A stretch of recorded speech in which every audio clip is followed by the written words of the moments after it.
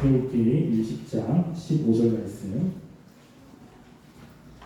한 목소리로 함께 읽어보겠습니다. 도둑질 하지 말라. 아멘. 10계명의 8계명은 도둑질 하지 말라라고 이야기를 합니다. 우리가 도둑질이라고 하는 것은 다른 사람의 물건을 몰래 가져가는 것을 이야기를 하죠. 아마 여러분들도 이 도둑질을 해본 적이 있을 것입니다. 저도 있어요. 어렸을 때 부모님의 돈을 슬쩍슬쩍 한 적이 있습니다.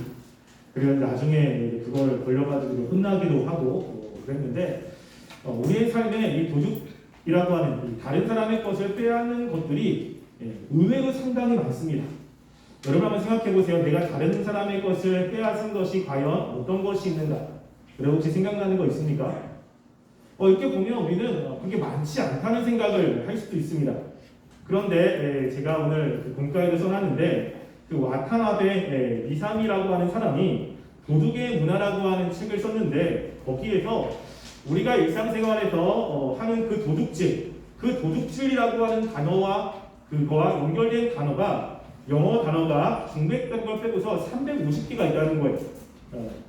그래서 그거를 조금 이렇게 제가 보면, 저 영어를 잘 못 읽어서 한국말로 번역된 것을 읽으면요, 밤에 강도질하다, 도둑질하다, 속여 빼앗다, 약탈하다, 표절하다, 약탈하다, 훔치다, 사람에게서 강탈하다, 노략질하다, 훔치다, 속여 빼앗다, 이런 단어들이 굉장히 많이 있음을 이야기를 합니다. 그러니까 실제 우리가 다른 사람의 물건을 빼앗는 것만이 아니라 그 외에도 굉장히 많은 것들이 있어요. 성경에도 그것을 이야기를 하고 있고요. 그리고 실제로 이 성경에서 가장 처음 도둑질이라고 하는 단어가 쓰여진 사건이 하나가 있습니다. 여러분 창세기에 보면 누가 다른 사람의 것을 도둑질하는 것과 관련되어서 이야기한 사건이 어디냐면요, 우리 창세기 30장 33절 말씀에 있습니다. 창세기 30장 33절이 창세기에서 가장 먼저 이 도둑질이라고 하는 단어가 쓰여진 사건입니다. 자, 30장 33절 말씀, 제 성경책 구약 45페이지에 있습니다. 자, 우리 함께 읽어볼까요? 창세기 30장 33절 읽어보겠습니다. 시작. 후에 내 삼촌께서 오셔서 내 품삯을 조사하실 때에 나의 의가 내 대답이 되리이다. 내가 혹시 염소 중 아름디지 아니한 것이나 정이 없는 것이나 양 중에 검지 아니한 것이 있거든 다 도둑질하는 것으로 인정하소서. 아멘. 여기서 보면 야곱이 외삼촌과 서로 계약을 하는 겁니다. 양 중에 아롱진 것이나 점 있는 점박이는 다 내 것이고 그렇지 않은 양들은 다 외삼촌 겁니다. 근데 만약에 외삼께서 나중에 내 양들을 조사해서 점 있거나 아롱진 것이 아니고 다른 것이라면 내가 외삼촌 것을 도둑질한 것으로 아십시오. 이렇게 이야기를 하는 거예요. 이때 처음으로 도둑질이라고 하는 단어가 쓰입니다. 그러니까 도둑질이라고 했을 때 가장 먼저 무엇과 관련되어 있냐면 가족들과 관련되어서 이 단어를 쓰고 있는 거예요. 이때 이 야곱은 그 외삼촌의 것을 도둑질하지 않았죠. 그런데 이 아버지의 것을 도둑질한 사람이 있습니다. 처음으로 도둑질한 사람이 있어요. 그 사람이 누구냐면 바로 그의 아내인 라헬입니다. 라헬. 그래서 라헬이 아버지의 드라빔, 그 아버지가 섬기고 있는 신을 도둑질해서 도망갔죠. 그런데 도둑질은 가장 처음에 어디서 시작이 되냐면 가족 가운데 시작이 되는 때가 참 많이 있습니다. 저도 그렇습니다. 어렸을 때 요즘에는 여러분들 PC방 많이 이렇게 가고 이제 그렇지만 제가 어렸을 때는 오락실이 있었어요. 여러분 오락실 아십니까? 가끔가다 영화 보러 갈 때 테트리스도 하고 비행기도 하고 저 때도 오락실이 굉장히 많이 있었어요. 그래서 저도 굉장히 좋아했습니다. 근데 오락실 가게 되면 돈이 없잖아요. 난 더 하고 싶은데 돈이 없는 거예요. 그럼 어떻게 합니까? 집에 가서 이제 어머니가 숨겨놓은 비밀 창고 거기 이렇게 보면 동전이 있는 거죠. 그러니까 슬쩍슬쩍 이렇게 가져간 겁니다. 그러니까 적은 돈이면 상관이 없는데 시간이 좀 지나다 보니까 좀 대범해진 거예요. 그러니까는 부모님 이제 주머니 이렇게 하다가 나중에 이제 걸렸어요. 어떻게 걸렸냐면 그 어머니가 그런 거예요. 왜 돈이 없지? 뭐 사야 되는데 돈이 없다. 근데 제 기억에 장롱 세 번째 코트 안주머니에 1,000원짜리가 있는 것이 기억이 난 거예요.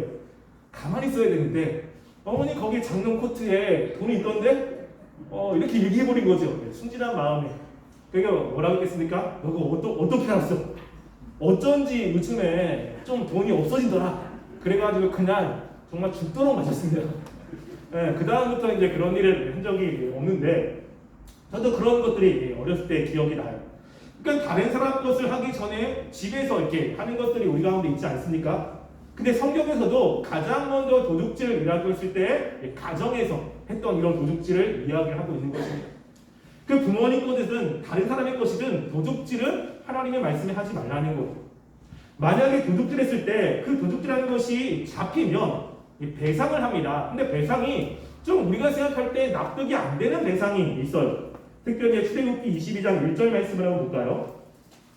자, 출애굽기 22장 1절 말씀. 거기에 보면 이제 도둑질에서 잡혔을 때 어떻게 해야 되는지에 대해서 이야기를 합니다.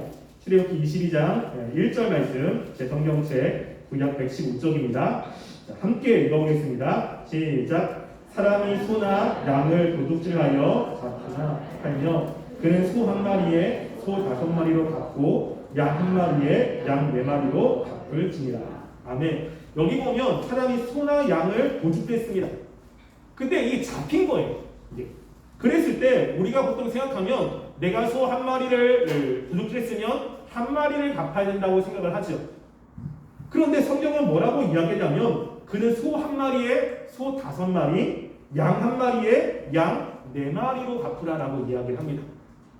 그러니까 한 마리 대 한 마리가 아니에요. 근데 거기서 보면 여기서 조건이 뭐냐면요. 그 사람이 도둑질한 것을 팔면 그렇게 하라고 이야기하는 겁니다. 여러분, 소 한 마리에, 그러니까 내가 도둑질해서 소 5마리, 양 한 마리를 도둑질하면 양 5마리가 맞죠. 그런데 소는 한 마리를 도둑질했으면 5마리로 갚아야 되고, 양은 한 마리를 도둑했으면 4마리로 갚아야 되는 거예요. 이거 왜 그럴까요? 여러분, 소나 양 가운데 어느 것이 더 비쌀까요? 소가 비쌉니까? 양이 비쌉니까? 소가 훨씬 비싸죠. 소가 훨씬 더 비싸요. 지금 여기서 하나님이 뭘 이야기를 했냐면 그 도둑질을 할 때 내가 그 사람 것을 하나님을 빼앗고 훔쳤다. 그럼 그것만 물질적인 것만 배상하면 되는 게 아니라 그 사람이 그것 때문에 마음의 상처, 받는 정신적인 충격 이런 것들도 다 거기에 포함되어 있는 것입니다.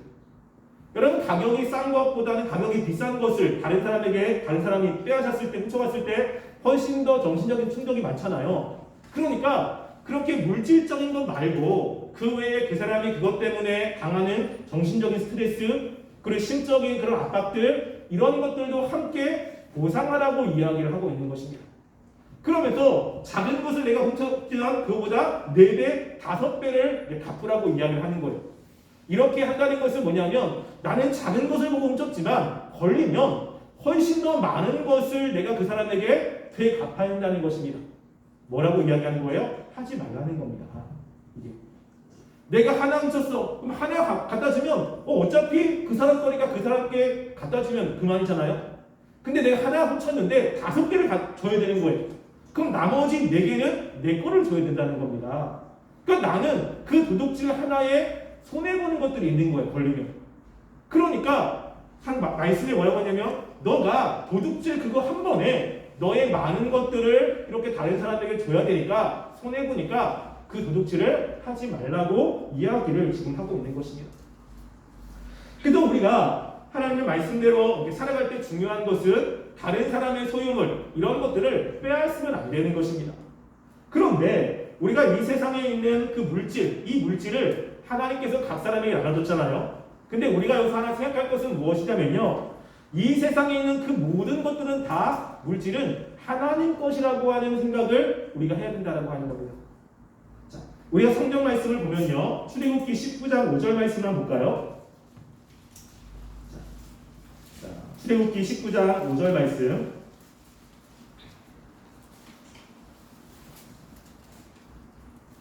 제 성경책 구약 111쪽에 있습니다. 자, 출애굽기 19장 5절 말씀 함께 읽어보겠습니다. 시작. 세계가 다 내게 속하였나니 너희가 내 말을 잘 듣고 내 언약을 지키면 너희는 모든 민족 중에서 내 소유가 되겠고. 아멘. 여기 보면 하나님이 이스라엘 백성들에게 이야기하는 거예요. 세계가 다 내게 속하였다라고 이야기합니다.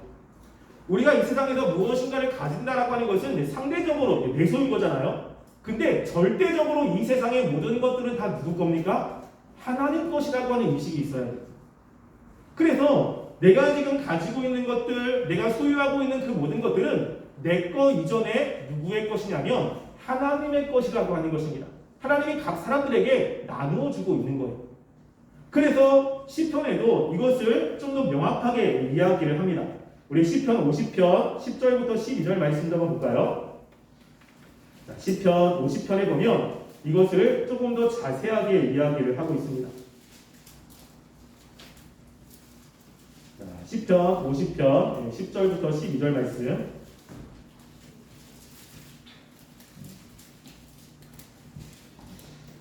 자, 시편 50편 10절부터 12절 함께 읽어보겠습니다. 읽겠습니다.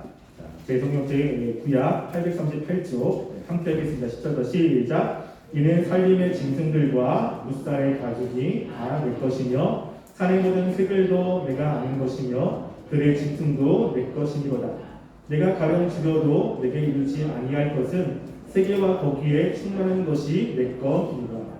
여기 보면 하나님이 이야기하기를 산에 있는 모든 새들도 하나님의 것, 들에 있는 짐승도 다 하나님의 것이라는 거예요. 우리가 이 세상에서 가지고 있는 것은 뭐냐면 하나님의 것을 우리들에게 나누어 준 것이라는 것입니다. 믿지 않는 사람들은 이것을 생각하지 않아요. 왜냐하면 내가 열심히 노력해서 내가 얻은 거고 그리고 내 소유니까 내 거라고 생각을 합니다. 그런데 예수 믿는 사람들은 이 세상에 있는 모든 것들이 하나님의 것이고 그리고 하나님께서 그 중에 일부를 나에게 사용하라고 나누어 주었다라고 생각을 하는 거예요.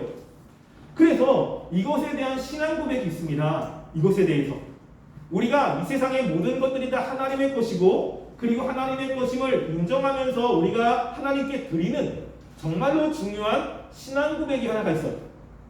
우리가 그것을 하지 않으면 하나님이 그것을 향해서 뭐라고 이야기하냐면 하나님의 것을 도둑질했다라고 이야기하는 것이 있습니다. 그것이 뭐냐면요. 우리가 말라기서 한번 볼까요? 자, 말라기서 3장 8절부터 9절입니다.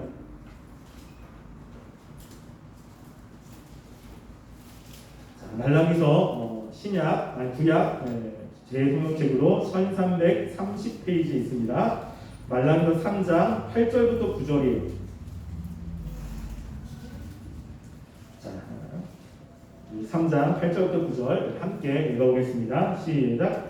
사람이 어찌 하나님의 것을 도둑질하겠느냐? 그러나 너희는 나의 것을 도둑질하고도 말하기를 우리가 어떻게 주의 것을 도둑질하였나이까 하는도다. 이는 곧 11조와 공허물이라. 너희 곧 온 나라가 나의 것을 도둑질하였으므로 너희가 저주를 받았느니라. 아멘. 여기 보면 하나님이 이스라엘 백성들에게 이야기하는 거예요. 야, 너희가 어떻게 하나님의 것을 도둑질하느냐? 그러니까 이스라엘 백성들이 이렇게 생각해 보니까 우리가 하나님의 것을 도둑질하지 않았습니다. 성전에서 가가지고 성전의 물건을 훔쳐가지도 않았고 그리고 우리가 하나님의 것을 어찌 감히 이렇게 도둑질을 합니까? 그런데 하나님 우리는 절대 하나님의 것을 도둑질한 적이 없습니다 라고 이야기를 하는 거예요.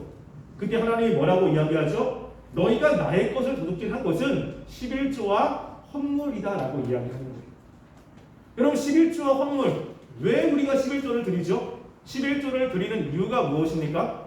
아까 전에 이야기했듯이 11조를 드리는 이유 중에 하나는 이 세상에 있는 모든 것들이 다 하나님의 것인데 그것 중에 일부를 내가 사용하도록 하나님께서 허락하신 거예요.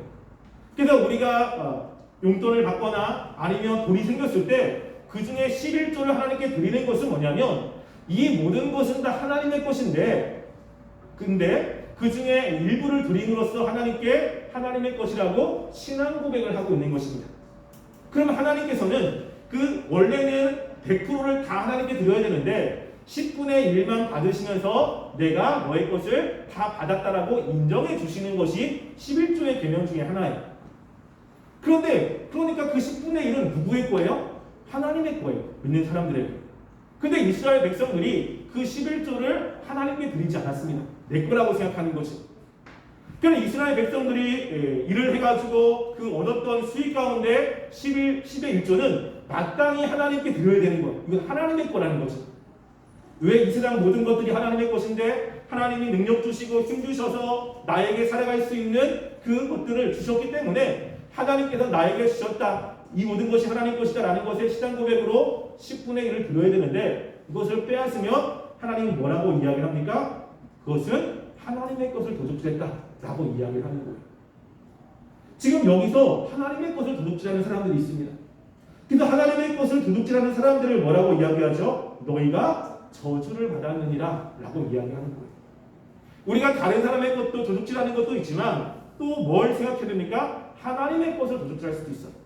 여러분이 교회에서 헌금을 낼 때 그것을 가지거나 그러진 않죠. 나는 하나님의 것 도둑질한 적이 없습니다. 근데 하나님은 이 하나님을 믿는 사람들에게 하나님께 마땅히 드려야 되는 11조를 드리지 않거나 하나님께 마땅히 드려야 되는 것들을 드리지 않는 것을 뭐라고 이야기합니까? 도둑질했다라고 이야기를 하는 거예요. 뿐만 아니라 또 어떤 도둑질도 있냐면요. 자, 우리 마태복음 말씀 한번 볼까요? 자, 마태복음보다 로마서 말씀 보겠습니다. 로마서 13장 7절. 이게 조금 더 이야기가 쉬울 것 같습니다. 로마서 13장 7절 말씀. 자, 로마서 13장 7절 말씀. 함께 제성령 제신약 258쪽입니다. 읽어보겠습니다. 시작. 모든 자에게 줄 것을 주되 조세를 받을 자에게 조서를 바치고 관세를 받을 자에게 관세를 바치고 두려워할 자를 두려워하며 존경할 자를 존경하라. 아멘. 여기 보면 이 나라에 내는 것에 대해서 이야기를 합니다. 나라의 모든 자에게 줄 것을 줘야 되는 거예요. 그리고 조세를 받을 자에게 조세를 바쳐야 돼요. 조세는 뭐냐면요, 세금을 이야기를 합니다. 그 당시에 나라에 내는 세금이 있는 거예요. 세금을 탈취하는 것도 하나님은 뭐라고 봅니까? 이거는 도둑질이라고 보는 거예요. 내가 학교에 속해 있으면 학교에서 마땅히 내야 되는 금액이 있죠. 근데 그 금액들을 마땅히 내야 되는 것입니다. 근데 그것을 내지 않고 계속 미루거나 그 낼 수 있는데 안 내고 있어요. 그것을 하나님이 뭐라고 이야기합니까? 도둑질이라고 이야기하는 거예요. 그래서 도둑질은 단지 다른 사람 것을 빼앗는 것만을 의미하는 것이 아니라 내가 마땅히 내야 되고 내가 마땅히 줘야 되는 것들을 안 주는 것도 하나님은 뭐라고 이야기하냐면 도둑질이라고 이야기를 하고 있는 것입니다. 그래서 우리가 이 도둑질이라고 그렇게 보면 굉장히 스펙트럼이 넓은 것을 보게 돼요. 그런데 참 재미있는 것들이 있습니다. 다른 사람의 물건을 빼앗는 것만이 아니라 성경에는 다른 도둑에 대해서도 이야기해요. 다른 도둑질. 자, 그래서 우리가 이거 보면 이것도 도둑질이야? 라고 생각할 수 있는 것들도 있습니다. 자, 우리가 사무엘상 15장 6절 말씀을 볼까요? 자, 사무엘상 15장 6절 말씀. 자, 사무엘상 15장 6절 말씀. 대성경책으로 구약 486쪽입니다. 사무엘상 15장 6절 읽어보겠습니다. 시작. 이스라엘 무리 중에 사무엘 하입니다. 사무엘 상이라고 했죠. 사무엘 하. 사무엘 하 15장 6절. 구약 486쪽입니다. 함께 읽어보겠습니다.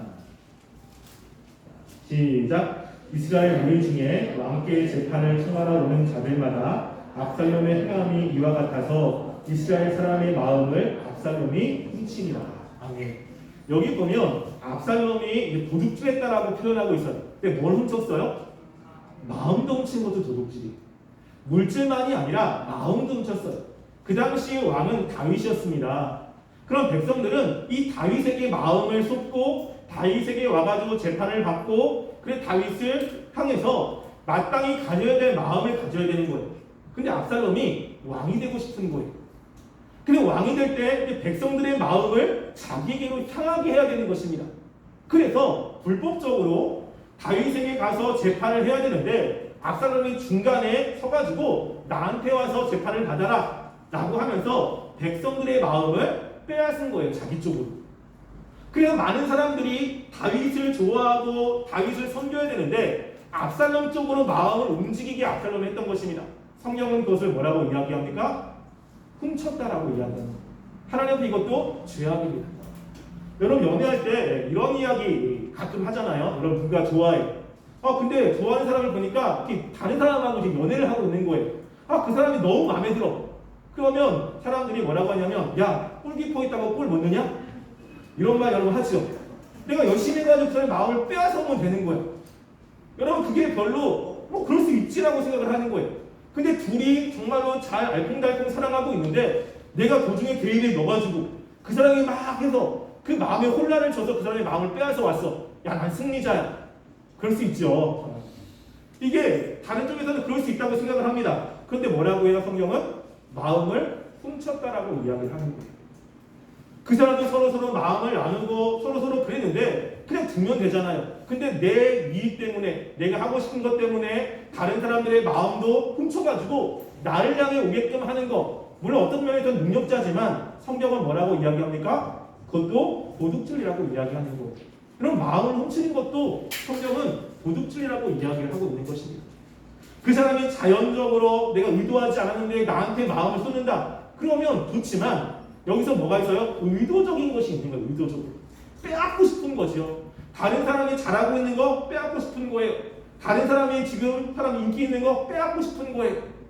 그 사람에게 마땅히 가야 되는데 내가 의도적으로 빼앗는 마음 있다면 이게 성경은 뭐라고 이야기하냐면 도둑질이다라고 이야기하는 거예요. 하나님이 이것을 싫어한다라고 하는 것입니다. 때로는 우리가 사회적으로 이렇게 좀 용인이 되는 도둑질이 있습니다. 사회적으로 이런 거죠. 가족이 너무 힘들어서 먹을 게 없었어. 그러니까 하루하루 이제 배가 고파가지고 먹을 게 없어요. 그러니까 곧 있으면 굶어 죽을 것 같아. 그러니까 보니까 빵집이 있는 겁니다. 그 빵집에서 빵을 몰래 훔쳐가지고 가족들을 먹이는 거죠. 여러분 그런 것을 만약에 빵을 훔치다 걸렸어. 그러면 처벌을 해야 됩니까? 말아야 됩니까? 너무 배가 고픈 거예요. 너무 배가 고프고 그걸 안 먹으면 죽을 것 같아. 그래서 누군가의 것을 훔쳤어요. 여러분 그러면 처벌을 해야 돼요? 말아야 돼요? 그럼 이럴 때 어떻게 할 겁니까? 여러분 이것을 성경이 또 이야기를 해요. 왜냐하면 이런 사건들이 있기 때문에 그렇습니다. 잠언 6장 30절부터 31절 말씀만 볼까요? 마지막으로 우리가 잠언 6장 30절부터 31절 말씀 보겠습니다.